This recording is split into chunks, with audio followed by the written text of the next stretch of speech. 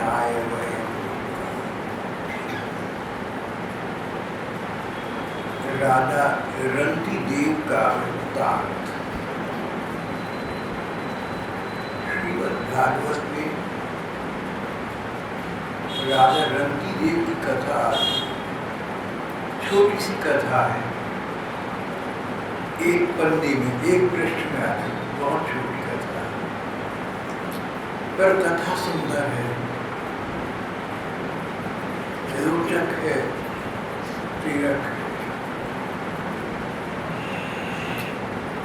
रंती देव और उनके बड़े भाई गुरु राज परिवार के थे, राजा थे और इनका प्रजा में बहुत सुंदर यश फैला हुआ था। सदा से गुरु और रंती देव स्वभाव में एक दूसरे से थोड़े से विभिन्न थे, अलग अलग थे। रंती देव भक्ति भाव प्रधान थे, गुरु धर्म प्रधान तो थे, पर भगवत प्रेम का कोई विशेष स्थान उनके जीवन या मन में नहीं था।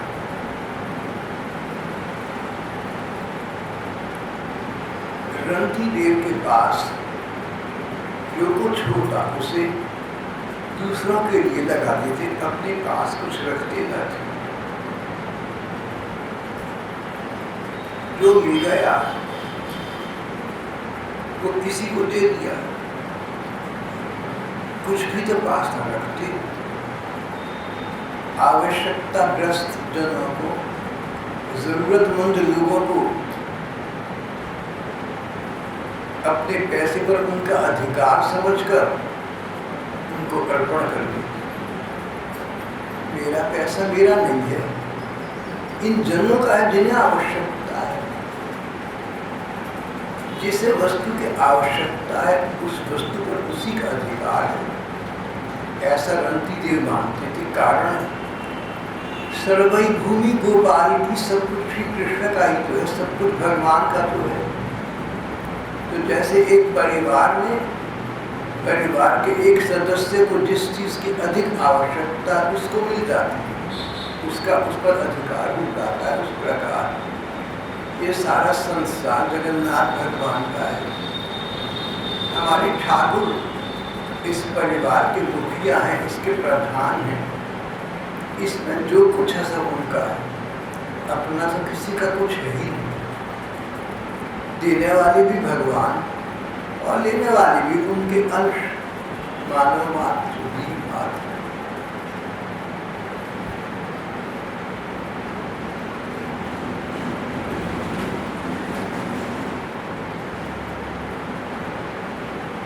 रंती देव जो कुछ होता आवश्यकताग्रस्त जनों को प्रदान कर देते, अर्पण कर देते। अर्पण करना शब्द उचित है,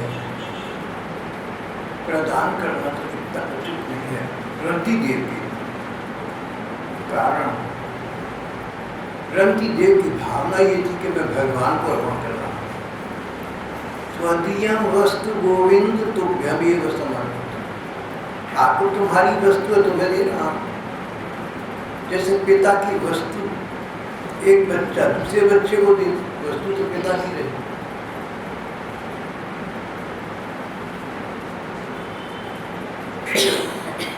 और कुछ होता तो नीच जाति के कहलाने वाले लोगों को दे देते, शूद्रों को देते, चांडालों को देते, ब्राह्मणों को देते। वेदवादी वेदज्ञ ब्राह्मणों को भगवान का मुख मानकर उसमें अपने तन मन धन की आहुति कर दी। रंती देव का ये निर्मल यश न केवल इस संसार में फैल गया, न केवल अंतरराष्ट्रीय हो गया, न केवल देश में और दुनिया में फैल गया, प्रत्येक परलोकों में चढ़ गया। स्वर्ग के देवता उनकी चर्चा किया करते थे। रंती देव कैसा राजा है तो राजा, पर रंग से बदतर जीवन बिता रहा है, पास कुछ रखता ही नहीं।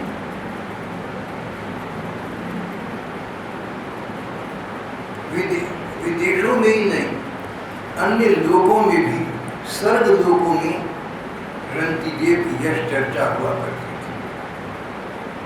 कहते हैं जब बड़े भाई ने देखा कि रंती देव तो क्या राजा क्या प्रजा सबको समभाव से देखता है, संग्रह करके कुछ रखता नहीं, तो उन्होंने राज्य प्रबंध अपने हाथ में ले लिया।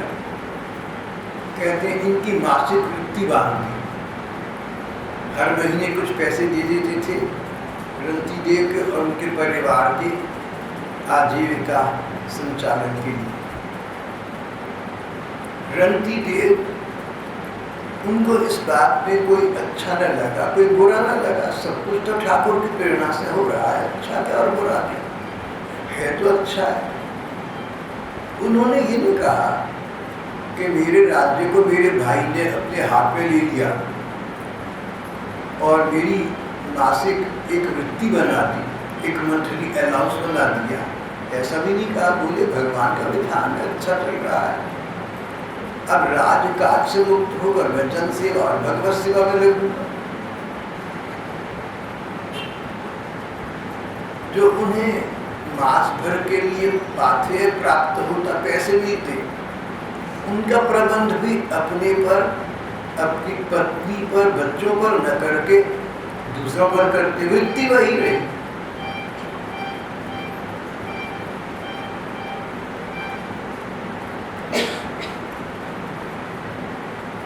परिणाम ये हुआ उनकी पूंजी घटती गई, भूखे रहने की नौबत आ गई और अपने कुटुंब के साथ दुख पर दुख भोग रहे थे।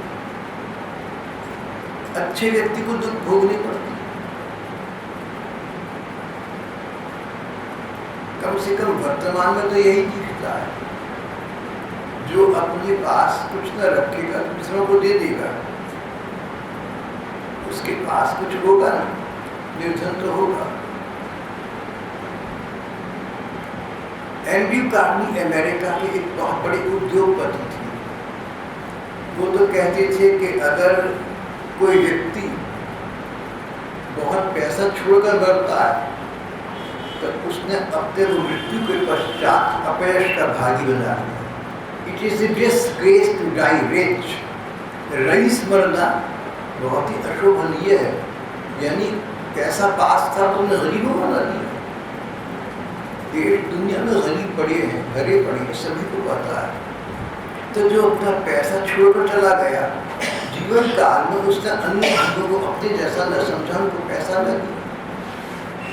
एंड्रयू कार्नी, कई लोग कहते हैं एंड्रयू कार्नेगी।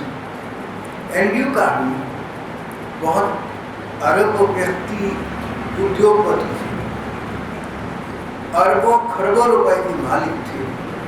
उनकी मृत्यु के पश्चात पैसा नहीं मिला, सब दान पहले ही दे चुके थे। गीता भागवत में भगवान कहते हैं कि जो व्यक्ति आवश्यकता से अधिक संग्रह करता है चोर समझ जाता है। चोर की क्या परिभाषा है? कानून के अनुसार जो दूसरे का माल चुपचाप उससे छिपा के लेकर भाग जाए सो चोर। गीता भागवत में कौन चोर? जो अपने पास आवश्यकता से अधिक धन संपदा रखता हो वो चोर है।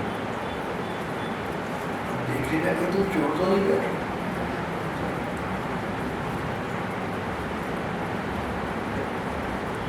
राजा रंती देव आदर्श गृहस्थ थे, कुटुंब के साथ दुख भूल कर रहे थे।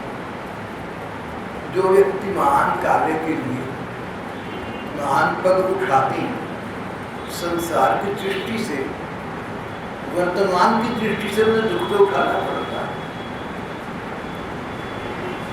राम और कृष्ण तो साक्षात भगवान थे, मानव रूप में केवल लीला कर रहे थे। दुख के अतिरिक्त इन्होंने क्या भोगा?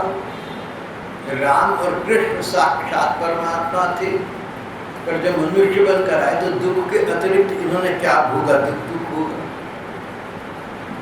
कृष्ण जन्म हुआ तो माँ की ममता न पा सके, दूर देश तभी भेज दिया गया। जन्म दे ये बच्चा परदेश फेंका गया। वहाँ लाड़ प्यार मिला, पता लगा कि ये जिनसे लाड़ प्यार मिला मेरे माता पिता नहीं, इन लोगों ने करुणा करके मुझे पाला है। 11.5 वर्ष के बच्चे को पता लगा कि मेरे माता पिता नहीं। आप 11.5 वर्ष के थे, जिन माता पिता ने आपको पाला, कोई आपको लेने आता ये कहकर कि ये तुम्हारी माता पिता नहीं, असली तुम्हारी माता पिता को और में वहाँ भेजा, चलो मेरे साथ, तुम्हें कैसा लगता है? किसी का दुख समझने के लिए अपने को स्थिति में डालो।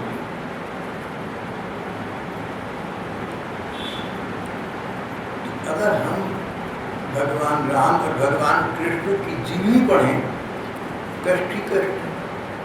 राम जी को राज्य के स्थान पर वन का राज्य को अपनी प्रेयसी पत्नी से भी लग रहा है। चलो, ग्रंथकार कहते हैं कि अपने कुटुंब के साथ सकुटुंब दुख भोग रहे थे संसार की दृष्टि से। देखो, एक तो ये कि एक व्यक्ति दुख भोग रहा है, लोगों को नहीं पता उनकी बला से, और दूसरा ये कि लोगों को लग रहा है कि दुख भोग रहा है, दिख रहा है उसको, अपने को कोई दुख नहीं। ये भगवत जन का वृत्तांत है। संसार को लगे कि हमें दुख मिल रहा है, लेकिन हमारे मन को दुख ना हो, भगवान के विधान पर इतना भरोसा हो हमें। जब आवे संतोष धन, सब धन धूल समान। सीमांत गांधी थे हमारे, कईयों ने नाम सुना, शायद आप छोटे हैं, आपने न सुना, मैंने सुना है, क्योंकि मैं तुमसे बहुत पुराना हूँ।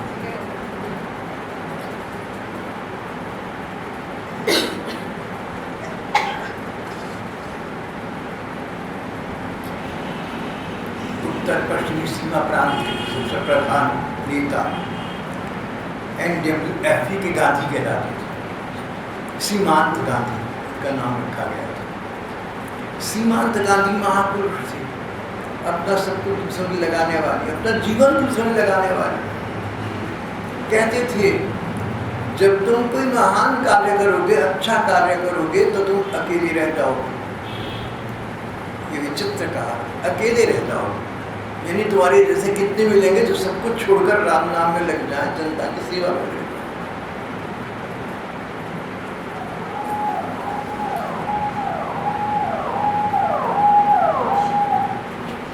राजा रणजीत अपने कुटुंब के साथ दुख रहे थे, और उधर इस ही बात का कि देखो, दुख उठाकर भी जीव मात्र के सुख संसार में लगे हुए हैं।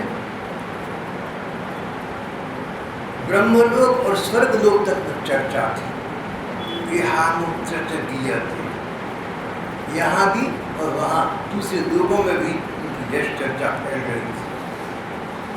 एक बार तो 48 दिन ऐसे बीत गए कि उन्हें खाने पीने को कुछ न मिला, अपने घर में तो कुछ रखा नहीं, बाहर से कुछ मिला नहीं। 48 दिन परिवार भूखा रहा। 49वें दिन कुछ खाना मिला। भूख और प्यास की मारी घर के लोग कांप रहे थे। जैसे खाना चाहा, एक ब्राह्मण आ गया। रंतीदेव सब में भगवान का दर्शन करते। रंतीदेव का भाव ये था कि प्रत्येक जीव भगवान का मंदिर है।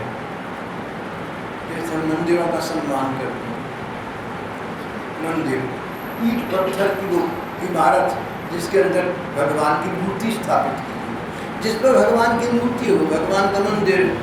जीव मात्र में आत्मा के रूप में परमात्मा का निवास है, तो ये सारे प्राणी भगवान की बनाए गए मंदिर हैं। ऐसी भावना थी रंतीदेव।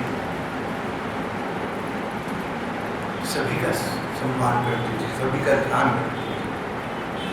जीव मात्र के प्रति उनका भगवत भाव था, तभी अंततः न साक्षात भगवान के दर्शन हुए।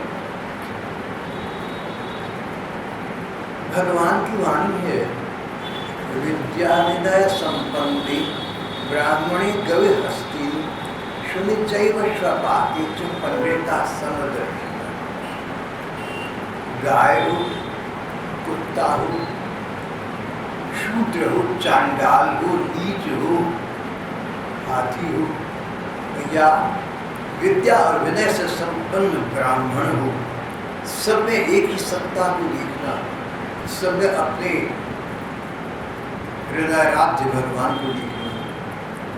तुम्हारी मन मंदिर के देवता भगवान ही सबके मन में विराज है। राजा रंती जी और उनका परिवार भूखा था। 49वें दिन खाना मिला था। एक ब्राह्मण आया। रंती देव ने श्रद्धा से और आनंद पूर्वक, श्रद्धा से और आदर पूर्वक उस अन्न में से ब्राह्मण को भोजन कराया। श्रद्धा से कराया, मन की इच्छा की जो भोजन कराया, किसी के कहने से नहीं, न तो किसी के कहने से कराया, न किसी डर से कराया कि लोग क्या कहेंगे, देखो भी आश्चर्य शुरू किया ना दान दक्षिणा देना। श्रद्धा से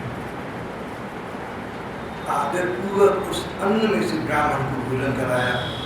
ब्राह्मण देवता भोजन करके चले गए। बचे हुए अन्न को रंती देव ने आपस में बांट कर भोजन करना चाहा। एक शूद्र आ गया। हरि सर्वत्र संपश्य सिय राम मैं सब जग जानी, करो प्रणाम जोरी जुग पान। सिय राम मैं सब जग जानी, सभी प्राणी तो भगवान का रूप है, सभी के प्रति से सम्मान का भाव था। रंती देव ने उस शूद्र को भोजन प्रदान किया। शूद्र भोजन खा पी कर चला गया। तब एक साधु आया, जिसके साथ 2-3 कुत्ते थे। हमारी भारतीय संस्कृति में श्वान पालन, कुत्ता पालना अच्छा नहीं माना गया, अशुद्ध माना गया। तो एक साधु अगर कुत्ता पाले, मानो कानून की रक्षा करने वाला कानून को तोड़, अगर कानून का रक्षक भक्षक बन जाए, ऐसी स्थिति आ गई। साधु जिस पर भी कुत्ते पालने वाले, शास्त्र की अवज्ञा करने वाले, कुत्ते साथे हुए एक शूद्र आया। बोला, राजन मेरा और मेरी कुत्ते बहुत भूखे हैं, कुछ खाने को दीजिए। जो कुछ बच रहा था सबका सब रंती देव ने उसे आदर के साथ दे दिया। और जब वो शूद्र खा पी कर संतोष होकर चलने लगा तो इन्होंने वो चला, उसकी पीठ हुई तो रंती देव ने उस साधु को और उन 2-3 कुत्तों को पीछे से झुककर प्रणाम किया। साधु के रूप में और कुत्तों के रूप में मेरे ठाकुर तुम ही तो आए। सुनी चैव स्वपाके च पंडिता समदर्शिना। सुनी कुत्ता, ठाकुर तुम कुत्ते के रूप में आए।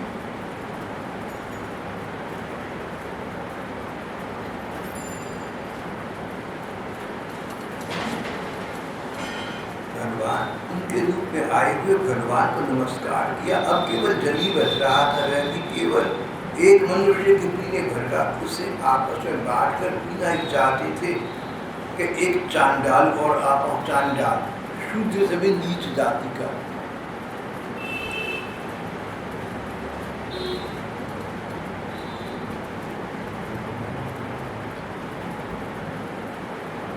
उस चांडाल की मनोदशा, उसकी दुर्दशा उसके चेहरे से व्यक्त हो रही थी। दिख रहा था कि भूखा है, दुखी है, अपमानित है। उसके उच्चारण में कष्ट था। उसने रंती देव से कहा कि महाराज भूखा प्यासा, थोड़ा सा पानी पिला दीजिए। उसके सर में वेदना थी, व्यथा थी। साहब पानी उन्होंने उसको पिला दिया। रंती देव स्वयं दया से संतप्त हो गई थी। मन में सोच रहे कि भगवान मैं तुमसे परम गति नहीं चाहता, ठाकुर मैं तुमसे मुक्ति मोक्ष नहीं चाहता, मैं तो यहाँ तक चाहता हूँ कि जितने जीवों के हृदय में कोई कष्ट है, मैं उनके हृदय में स्थित हो जाऊँ, उनका सारा कष्ट मैं सहन करूँ, किसी प्राणी को दुख न हो। न त्वाहं कामये राज्यं न च स्वर्ग सुखानि च। न त्वाहं कामये राज्यं, न तो मैं राज चाहता हूँ, न च स्वर्ग सुखानि च, संसार की किसी नगरी के राज्य का क्या कहना, मैं तो स्वर्ग का राज्य भी नहीं चाहता, मैं तो मुक्ति मोक्ष भी नहीं चाहता, मैं तो चाहता हूँ सब लोग सुख हो जाए, भले ही सबका दुख मुझे मिल जाए, जीवन मात्र चैन से रहे, सबके चेहरे खिले रहे, किसी को कष्ट न मिले, किसी को किसी प्रकार को न हो। सर्वे भवन्तु सुखिनः सर्वे सन्तु निरामयाः सर्वे भद्राणि पश्यन्तु मा कश्चित् दुःखभाग् भवेत्। किसी को कष्ट तो हो ही नहीं, सभी चैन से रहे।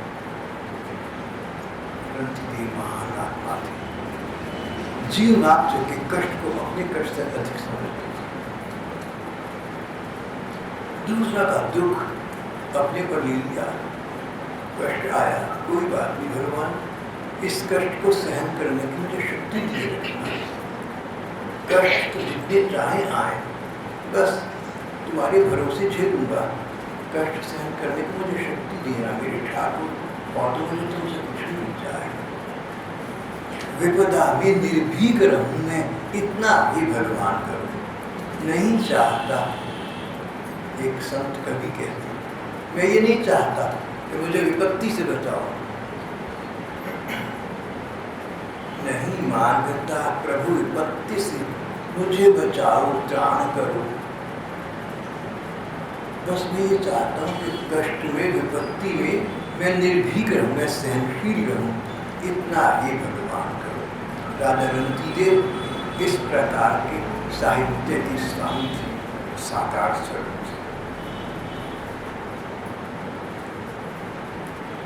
रंतीदेव कहने लगे, इस चांडाल के जीवन की थोड़े से मेरे जल से रक्षा हो गई, मेरी भूख प्यास की पीड़ा नष्ट हो गई, मानो मेरे शरीर की शिथिलता समाप्त हो गई, मेरी ग्लानि जाती गई, मेरे शोक और विषाद नष्ट हो गए, मैं सुखी हो गया। भले ही मेरे शरीर को कष्ट है, उसे भगवान सहने की शक्ति दे रहे हैं, पर मन की दृष्टि से मैं संतुष्ट हूँ, मैं सुखी हो गया, मेरा मन चैन से है। कम से कम मेरे कारण एक व्यक्ति पानी तक पीने को मिला। रेडियो पर एक भजन कभी कभी बजता है, शायद आप लोगों ने सुना हो कि पानी, किसी प्यासे को पानी पिलाना ही धर्म है, कुछ ऐसा उसका भाव निकलता है। ये जल के बिना स्वयं मर रही थी, पर फिर भी स्वभाव से उनका हृदय इतना करुणापूर्ण था, अपने को रोक न सके, उनकी भला धैर्य की कोई सीमा थी। यहाँ तक रंतीदेव के जीवन का पहला भाग है, पूर्वार्ध। जीवन बीत चला, समय अबाध क्रम से गतिमान रहा, सुदीर्घ समय यापन हो गया, व्यतीत हो गया, और ये पूरा जीवन कष्ट में बीता। लेकिन भगवान ने सहन शक्ति दिए रखी, कष्ट उन्हें प्रतीत न हुआ, अपना कष्ट उन्हें प्रतीत न होता था। कष्ट था तो दूसरों का था, दूसरों के जो कुछ कर सके सो उन्होंने किया।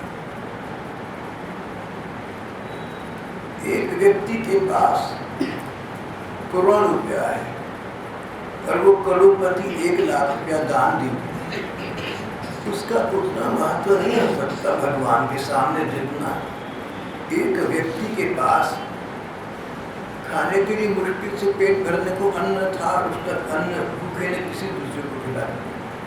मेरे से अधिक भूखा तो दूसरा, तो खाली नहीं।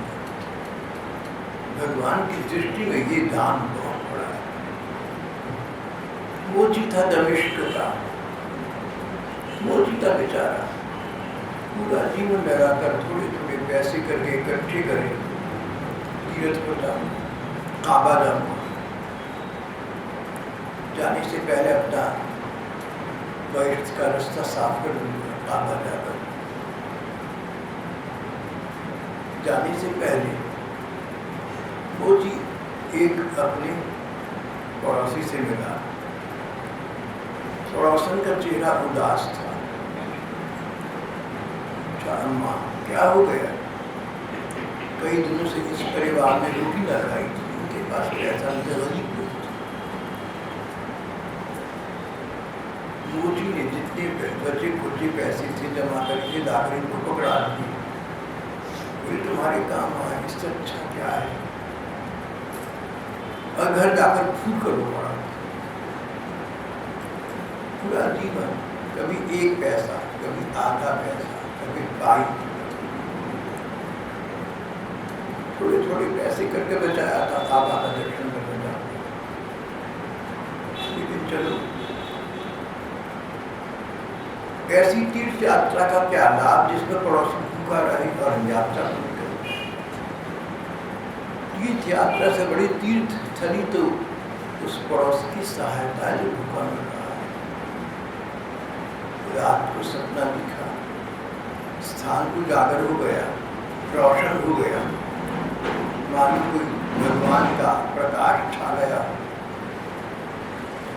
और उसे साथ साथ अल्लाह ताला का स्वर सुनाई पड़ा, आवाज सुनाई पड़ी, तेरी इल्तिजा कबूल की गई। जितने लोग यात्रा पर गए थे उनमें सबसे अधिक तेरी यात्रा सफल मानी गई। यात्रा पर गया नहीं और यात्रा सफल हो गई। जैसे कोई आपसे कहे कि गंगा स्नान को तुम गए तो नहीं थे तो यहीं, लेकिन तुम्हारा गंगा स्नान का फल तुम्हें प्राप्त हो गया। आवश्यकताग्रस्त व्यक्ति को भगवान का अंश समझकर उसकी सेवा सहायता करना, अपने आप कंगाल बनकर, अपने आप रंग बनकर भगवान की दृष्टि में इससे बड़ा कुछ नहीं। ग्रंथि के लिए यही कर रहे थे। पर ये सब हुआ,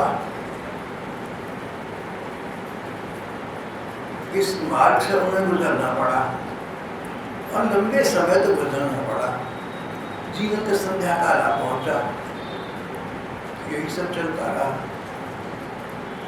और अच्छा बुरा फल की दृष्टि से होता है। अंत भला सो भला। जो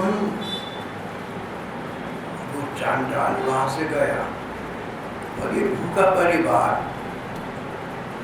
हाथ पर हाथ धरकर बैठ गया। इस संतोष में तो भगवान का छोटा सा काम आदमी कर सकते। उसी समय भगवान अपने तीनों रूपों में प्रकट हो गए, ब्रह्मा, विष्णु, महेश।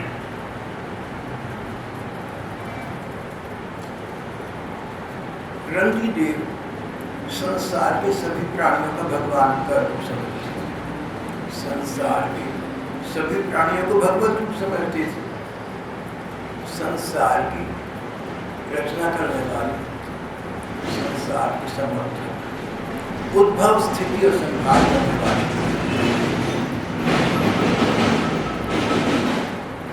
संसार के उद्भव करता भगवान विष्णु,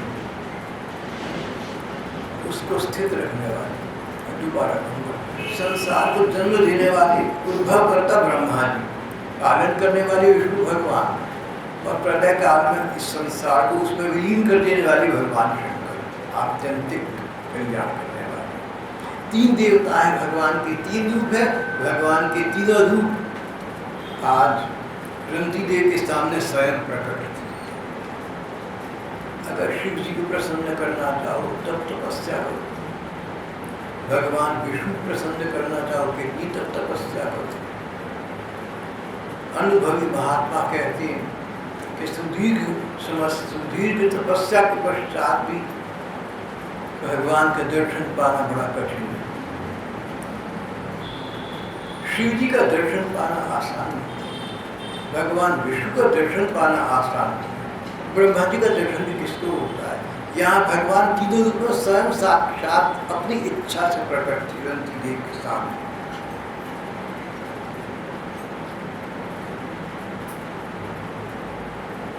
त्रिदेव सामने प्रकट थी। रंती देव ने उनको नमस्कार किया, उन्हें प्रणाम किया, पर उनसे ब्रह्मा विष्णु महेश रंती देव को लेना तो था ही नहीं। कोई स्वार्थ सिद्धि का तो बात नहीं थी, कोई लेना देना तो था नहीं, कोई मतलब तो था ही नहीं। आए बड़ा अच्छा हुआ भगवान, पहले लाखों करोड़ों मनुष्यों के रूप में भी तो आप ही आते रहे, अब आप सहज रूप में आ गए। मैं तो सब में आपके दर्शन कर रहा था, मेरे लिए कोई आश्चर्य की बात नहीं हुई। भगवान की कृपा से आसक्ति स्पृहा से तो पहले ही रहित हो गए थे। अब परम प्रेम में भक्ति भाव से उन्होंने अपने मन को भगवान कृष्ण के रूप में तन्मय कर दिया।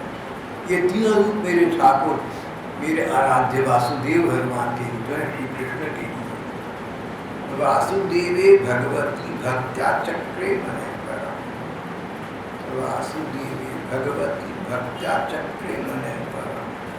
भक्ति भाव से अपने मन को भगवान वासुदेव में, श्री कृष्ण में तन्मय कर दिया।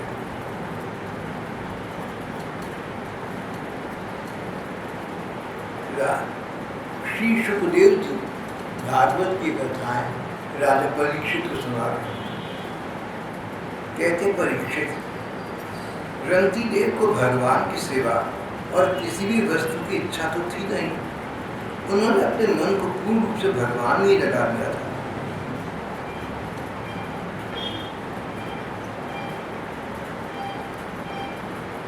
राजा रंती देव, उन्होंने अपना राज्य अध्यात्म के सामने उत्सर्ग कर दिया। परीक्षित की तो यही स्थिति थी। परीक्षित तो बहुत बड़े राजा थे, सब कुछ छोड़कर गंगा जी किनारे आकर बैठ गए। जिस भूख प्यास से व्याकुल होकर राजा ने एक सप्ताह पूर्व एक ऋषि गली में मरा हुआ सांप डाल दिया था, वही भूख प्यास अब उनको सता ही नहीं थी, विचार भी नहीं आ रहा था। भगवान आपके श्रीमुख से निर्झर होने वाली श्री कृष्ण के कथामृत का पान जो कर रहा हूँ, मैं तो अमृत पी रहा हूँ। जो प्यास पानी से बुझती है, उस पानी के स्थान पर मुझे अमृत प्राप्त हो रहा है, मुझे भूख प्यास कैसे? राजा परीक्षित सुपात्र थे, उन्हें संबोधित करके सुखदेव जी विशेष रूप से बता रहे हैं कि जो व्यक्ति भगवान के लिए कुछ करता है, भगवान राधन उसके लिए सब कुछ करते हैं। परीक्षित मृत्यु के कगार पर थे, सर्वधन से उनकी शीघ्र मृत्यु होनी थी। सुखदेव जी ने कहा, मृत्यु तुम्हारा क्या बिगाड़ है, तुम तो इन बातों से ऊपर जाते हो। वासुदेवी भगवती भक्त्या चक्रे मने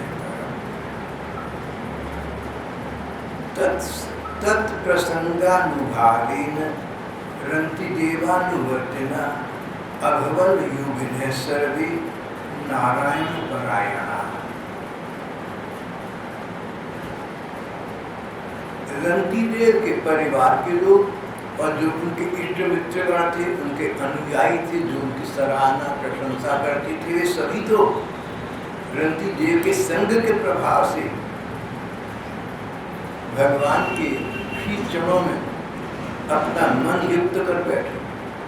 रंती देव के भाव को देखकर, रंती देव के प्रभाव को देखकर, रंती देव के स्वभाव को देखकर उनके आसपास वाले भी भगवान में दिख गए। हम लोगों का भाव स्वभाव ऐसा होना चाहिए कि दूसरे पर हमारा प्रभाव पड़े, दूसरे के भगवान में होता है। हमारा स्वभाव ऐसा होना चाहिए, हमारा व्यवहार ऐसा होना चाहिए, हमारी वाणी ऐसी होनी चाहिए, हमारा चरित्र ऐसा होना चाहिए कि जो लोग हमारे संपर्क में आते हैं, हमें देख देख कर वो लोग भगवान के प्रेम पथ के अनुगामी बनते जाएं। राजा रंतिदेव के सभी अनुयायी भगवत पथ के अनुगामी बन गए।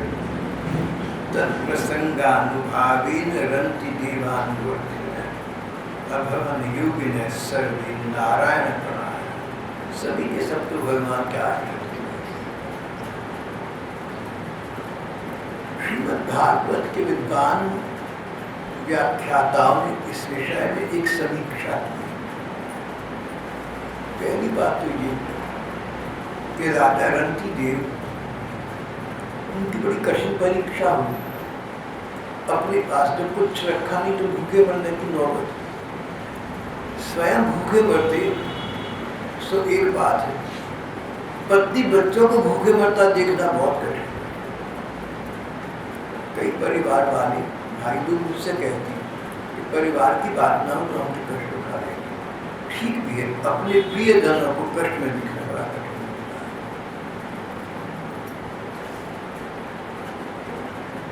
है। राजा रंतिदेव भगवत भक्त थे, इसलिए उन्होंने अपने परिवार को कष्ट में देखकर भी भगवान के परिवार की सेवा सहायता। उन्होंने अपने परिवार को अपने परिवार तक, पत्नी बच्चों तक सीमित नहीं रखा, भगवान के परिवार को अपना माना। सारा संसार उनका अपना परिवार है ऐसा माना।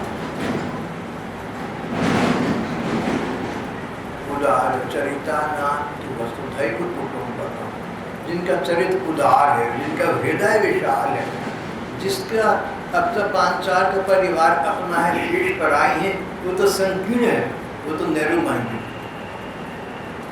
और उदार चरित्र किसका, विशाल हृदय किसका, दरिया दिली किसकी। उदार चरिता नाम तु वसुधैव कुटुम्बकम्, जो सारे संसार को अपना परिवार समझे।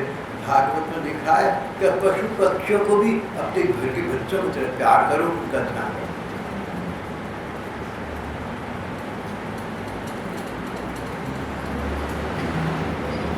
राजा रंतिदेव जो उनको कष्ट सहना पड़ा, उसके पश्चात उनको भगवान के स्वयं साक्षात दर्शन हो गए, भगवत प्राप्ति हो गई। भगवान ने राजा रंतिदेव की परीक्षा नहीं ली। भगवान तो अंतर्यामी है, रंतिदेव कैसे हैं भगवान जानते थे, परीक्षा क्या लेंगे। लेकिन भगवान ये जानते थे कि अगर लोगों को शिक्षा देने के लिए मैं इसकी परीक्षा का अभिनय भी करवाऊंगा तो भी उससे उत्तीर्ण हो जाएगा। इसलिए भगवान ने रंतिदेव की परीक्षा का अभिनय किया सबके सामने। जानते थे कि ऐसे भक्त की परीक्षा दे रहा हूं जो उत्तीर्ण तो हो ही जाएगा।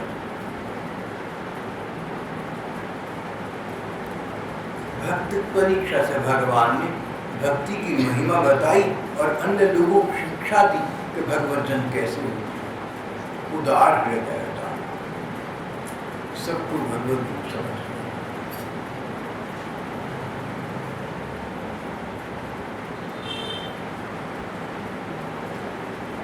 एक साधु फुलके सेक कर रख रहा था भोग लगाने के लिए, कुत्ता आया फुलका ले भागा।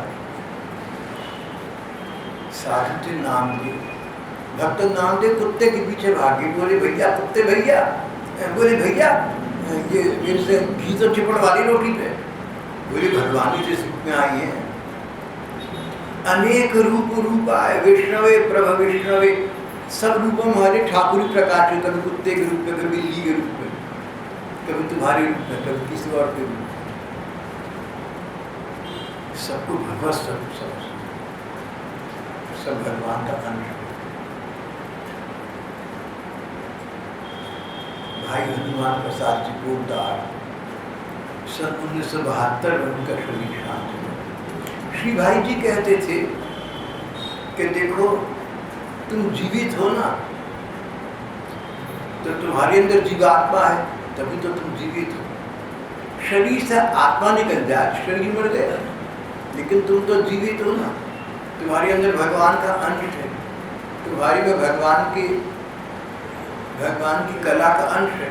तुम अपने हृदय मंदिर में विराजते अपने श्री कृष्ण के दर्शन करो, तुम्हारे हृदय में भगवान है। तुम ध्यान लगाकर संसार की ओर से आंखें मीच लेना, ध्यान लगाकर भगवान का रूप दर्शन करना चाहना, तुम्हारे हृदय मंदिर में भगवान प्रकट हो जाएंगे, पहले से हैं प्रकट हो जाएंगे। जैसे हवा तो है, पंखा चलाया तो हवा स्पर्श करना प्रकट हो गई। जो चीज़ पहले से थी वो प्रकट होती है, जन्म नहीं। भगवत कृपा का प्राकट्य तुम्हें प्राप्त हो जाएगा। श्री भाई जी ने दूसरी बात कही, वो तो मुझे बहुत ही सुंदर लगी। कहते तुम जीवित हो ना, इसका मतलब ये है कि भगवान तुम्हें जीवित रखना चाहते हैं। भगवान की इच्छा के बिना एक पत्ता नहीं रह सकता। भगवान जितने भगवत भक्त हैं, जितने लोग भगवान को मानते हैं, वो भगवान के अनुसार चल रहे हैं। अब तुम जीवित हो, इसका अर्थ है भगवान तुम्हें जीवित रखना चाहती हैं। भगवान तुम्हारे जीवन से किसी उद्देश्य की प्राप्ति कराना चाहते हैं। उस उद्देश्य का पता लगाकर उस उद्देश्य की प्राप्ति के निमित्त लग जाओ। तुम जीवित हो यानी भगवान चाहते हैं तुम जीवित हो, नहीं तो तुम जीवित ना हो तक प्रयाण। तुम हो यानी भगवान चाहते हैं तुम रहो। भगवान तुमसे किसी उद्देश्य की प्राप्ति करना चाहते हैं। न्यू टेस्टामेंट में, बाइबल में एक स्थान पर प्रभु यीशु कहते हैं, God has a purpose for each time. भगवान ने जिस मनुष्य को जीवन दिया, उसके जीवन से किसी लक्ष्य की इष्ट सिद्धि चाहते हैं। सबके जीवन की इष्ट सिद्धि क्या है, सबका लक्ष्य क्या है? जहाँ से आए हैं, भगवान के पास से आए हैं, उस भगवान के पास पहुँच जाए। The individual soul strives to seek the source from where it came. जहाँ से आए हैं वहीं जाएं, ये उद्देश्य। उसका मार्ग क्या है? भगवान के जितने मंदिर हैं, भगवान के बनाए मंदिर हैं, जीव मात्र भगवान के बनाए गए मंदिर हैं, इन सब का भगवान की उपासना करो। जब तुम किसी प्राणी की सेवा करो, सहायता करो, तो ये न सुनकर उसकी कर रहे हो, उसके रूप में भगवान की सेवा कर रहे हो। भगवान उसके रूप में अपनी सेवा करने तुम्हें अवसर दे रहे हैं। अपने मन में कृतज्ञ हो, अनुग्रहित हो, प्रसन्न हो कि भगवान ने अपनी सेवा का इस अवसर प्रदान। श्रीमद् भागवत के बड़े बड़े व्याख्याकार हैं, वो कहते हैं कि इस प्रकार ग्रंथी देव के चरित्र से हमें शिक्षा देकर ये आज का हमारा प्रसंग समाप्त हो जाता है।